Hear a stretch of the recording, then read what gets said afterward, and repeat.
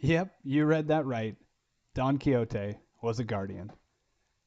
Welcome back, everyone, to another Embrace Destiny video. Thank you so much for clicking that link and joining us. Today's video takes a break from the Crucible and jumps into a deep dive into the lore, focusing on a legendary character from our own literative past who seemingly has made an appearance in Destiny 2. Most of the background video here is unrelated, but I hope you enjoy it nevertheless. Just as a bit of a heads up, this is not your typical video gaming YouTube video. Today I'm going to be discussing literature and Destiny's lore. I promise it is worth your time, but it's less first-person shooter action pew pew pew than most of the videos I make here. So, Don Quixote. Let's talk about him a little bit. This character is known for his active imagination and his fearless commitment to chivalry. The name has been used and inspired many songs and stories and even social commentary since he first appeared. If you don't really know, if maybe you kind of know the name, you're not sure, he's most famous for jousting, specifically with windmills. So let's start by talking about Don Quixote and who was he and why is he even significant? Well, Don Quixote was the eponymous character of a novel by Miguel de Cervantes entitled The Ingenious Nobleman Sir Quixote de la Mancha, or more commonly known as just Don Quixote. This book was written in 1605 and is widely established as the first canonical novel, and Don Quixote is a staple of modern Western literature.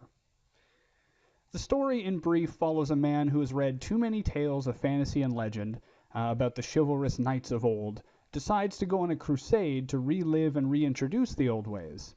He makes himself some armor out of trash, grabs an old horse and a reluctant neighbor to be his companions, and sets off on adventure. Now, depending on how you read the novel, Don Quixote comes across as either an absolute madman or a charming romantic.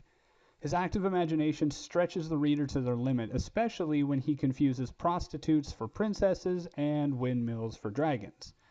The story is interesting as it ambiguously leans both toward a commentary on the absurd and a criticism, as well as a fond embrace of it. Don Quixote is crazy for thinking windmills are monsters and challenging them, right? Chivalry is dead, right? Interestingly, the novel itself fits quite well as a transition between the classic and modern genres and styles of literature, and it's been both mocked and supported countless times throughout history. Currently, the story is only really referenced in two ways. The word quixotic, which means someone who pursues ideals and fantasies recklessly without being practical, or more commonly, the phrase tilting at windmills, which means attacking enemies, metaphorical or not, who don't exist. At its heart, the central theme of the story questions whether one person can be right, even if the rest of society deems that person wrong. And that question comes up whether you're looking at revolutions, other parts of history, or modern Twitter demagogues. Anyway, this is getting quite serious, so let's back off a bit. How does this even relate to Destiny? Well, in Destiny 2, there are a number of different ways to collect the lore on the game, backstory, and supplemental information. If you're like me, you're at least partially interested and have begun checking items off of your collections. Now, the title of one actually grabbed my attention. Inside if you go into the right-hand side of the Kingship Dock in the Tangled Shore, and you can check out the video below to find its exact location, you'll find a piece of lore that is entitled Whether Windmills or Cranes, and it's located in the Ghost Stories book in the lore tab. I would like to actually read it out now, as I think it makes for an interesting short story. We set out to challenge the unknown, he'd say. His quest was to become legend, to slay beasts and conquer terrible lands.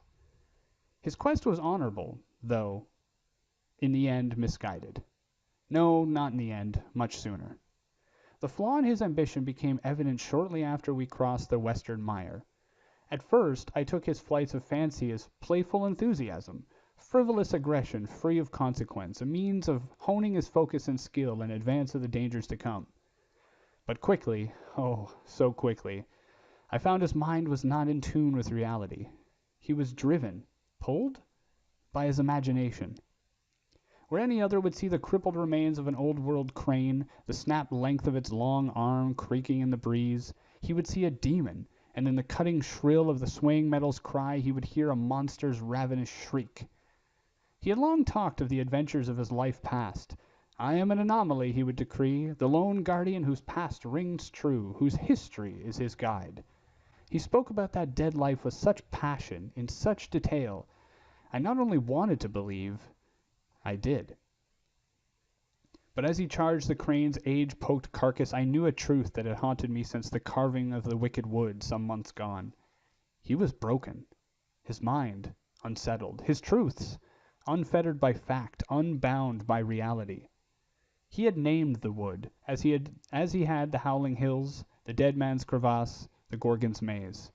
All mundane landscapes marked as hazards to be conquered, enemies to be slain, as he weaved a mythic tale of his own grand, and as I would find, delusional design. In the hills he slaughtered wolves, he called them hounds of hell. In the crevasse he burned the remains of long-dead survivors, he called them foot soldiers of the Necro King. Down in the maze he covered his tracks so that the Stone Mother would not, could not, follow. He did all these things and none, because none of those things were true outside of his fraying mind. The wolves were simply rabid, the bones no threat beyond a reminder of all we'd lost. The maze, just a canyon, one way in, one way out, a straight shot through. As the crane fell and my guardian issued his killing blow, he laughed and then turned to me. His eyes, I could see he was gone.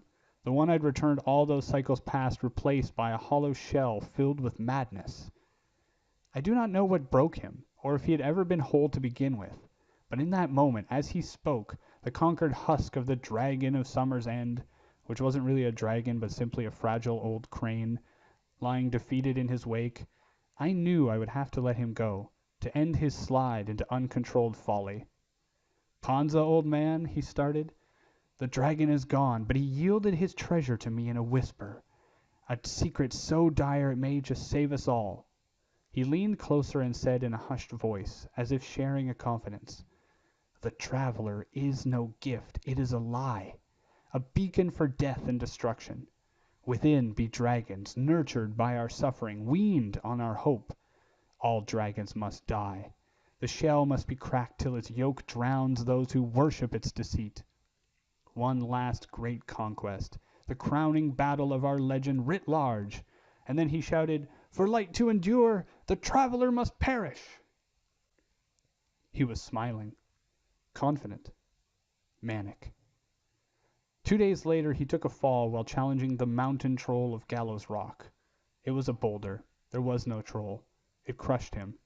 And though it caused me great pain, still to this day, I did not return him. How could I? His diseased imagination would surely doom us all. Panza, lamenting the unfortunate necessity of leaving his guardian to remain unreturned. Whew, interesting stuff, right? True to form of the lore following Destiny 2 Forsaken, there is a dark tone running through it. Now, the lore card makes many references which lead me to conclude that this guardian is in fact Don Quixote, reborn. The references to his history, to windmills, dragons. Even the ghost's name is Panza, a reference to Don Quixote's more pragmatic sidekick, Sancho Panza. The card also raises many interesting comments and questions regarding Destiny 2's universe. We know that guardians are typically chosen or found by their ghosts and are almost always raised from the dead. These risen, again, almost always have completely forgotten their past lives and use the traveler's light however they see fit. There have been questions in the lore community about the free will of the ghost. Can it leave the guardian? Can a ghost have ulterior or nefarious motives? The lore cards, especially in the Ghost Story book, are shedding light, pardon the pun, on this, and the card here shows us that, yes, ghosts can leave a guardian if they so wish. Panza chose to let its guardian stay dead rather than threaten us with his wild ideas and foolishness. Another thing I find interesting is the paragraph on the dragon and its whisper. Even the most casual of Destiny 2 players will have become more familiar with those terms in the last 6 months, thanks to the expansion of the lore concerning the Ahamkara, which are basically magic wish dragons, and the Whisper of the Worm weapon and quest. There are many references to the Ahamkara whose bones adorn many weapons and armor, and even lore collectibles in Forsaken. Riven, the Last Wish raid boss, is an Ahamkara. One thing we know about these creatures is that they are often referenced as dragons. They often whisper hidden desires to people, and they can be responsible for driving people insane. So, is it coincidence that this guardian was hearing whispers? Or was it truly Don Quixote and his madness just happened to align with key things in the Destiny universe? Was he not Don Quixote after all, and this is just coincidence, or using comparative writing to telling a more compelling tale? The answer is we'll likely never know, and it really doesn't matter. But I do find it interesting that, of course, every character in Destiny's story is fictional. But it's really interesting that a character we know to be fictional in our own past has been brought up as canonically referenced in the lore of this game. Also, what kind of guardian was Don Quixote? Obviously a crazy one, but was he a titan charging headfirst into battle? Was he a warlock who had seen too much? Was he a hunter who had gone lone wolf too often? Similar to the original story, Don Quixote is an ambiguous character, and it can be interpreted in a number of ways. Like a rippled reflection, the central truth or intended theme is distorted, becoming as much our own interpretation as original artistic intention. At the very least, it has made for an interesting story in the world of Destiny. More reasons to be wary of the greater threats facing our guardians in this wide universe, and hopefully, made for an interesting and entertaining video here. Destiny's lore is full of crazy stories and myths. What are some of the craziest stories you've come across? Feel free to leave some comments below. Let me know what you thought of the video. Thank you all very much for watching, and I look forward to seeing you all next time. Bye now.